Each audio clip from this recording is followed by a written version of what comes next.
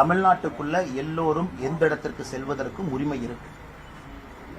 யாரு வேண்டுமானாலும் எங்க வேணாலும் போகலாம். இது ஒரு பெரிய விதமாக ரொம்ப பெருசுபடுத்தி எல்லாரும் பார்த்துட்டு இருக்காங்க. அனுமதி கொடுங்க, நாங்க போகணும் அப்படின்னு. யாரு வேண்டாலும் நேரா போகலாம். ஒரு இன்ஃபர்மேஷன் கொடுத்துட்டு தொண்டர்கள்ட்ட சொல்லிட்டு நேரடியா இந்த இடத்துக்கு போறேன்னு சொல்லிட்டு போகலாம். ஆனால் என்னை பொறுத்தவரை ஒரு டிஜிபி அலுவலகத்துல பாதுகாப்பு கேட்க வேண்டிய அவசியம் தமிழ்நாட்டில் இல்லைன்னு நான் பாக்குறேன். ஏன்னா தமிழ்நாட்டை விட்டுக் கொடுக்க முடியாதுங்களா? நம்முடைய தாய் திருநாட்டை எப்போதும் விட்டுக் கொடுக்க முடியாது. எங்கே வேண்டுமானாலும் எந்த நேரத்தில் யாரு வேண்டுமானாலும் நம்முடைய தமிழ்நாட்டில் எந்த பகுதிக்கு போகலாம். அப்படி ஒன்றும் இது இந்தியாவில் இருக்கக்கூடிய சில பகுதிகளை போல அச்சுறுத்தலோடு நான் பர்மிஷன் வாங்கிட்டு போனோம் அப்படிலாம் இல்லைங்க.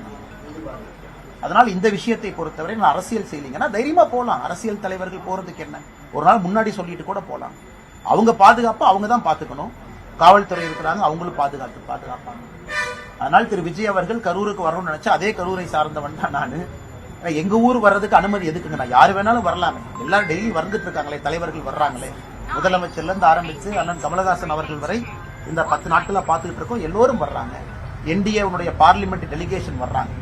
அதனால் கரூருக்கு எல்லோரும் வரட்டும். யார் தனிப்பட்ட முறையில நான் அஞ்சலி செலுத்தினாலும் வரட்டும். ஏன்னா இந்த நேரத்தில் நான் கரூர் மக்களையும் விட்டுக் கொடுக்க முடியாது. ஏன்னா எங்க ஊருக்கு வர்றது ஏதோ ரொம்ப கஷ்டம்னா அப்ப எங்க ஊர்ல என்ன பூதகரமான மக்கள் இருக்கிறாங்களா? நீங்க வந்தாவே நாங்க புடிச்சு பார்டர்ல சாப்பிடுற மாதிரி. அதனால் தயவு செஞ்சு எங்க ஊருக்கு வாங்க. யாரை பார்க்க வேண்டும் என்று நினைக்கின்றீர்களோ அந்த மக்களை பாருங்க. ரொம்ப அன்பானவர்கள்.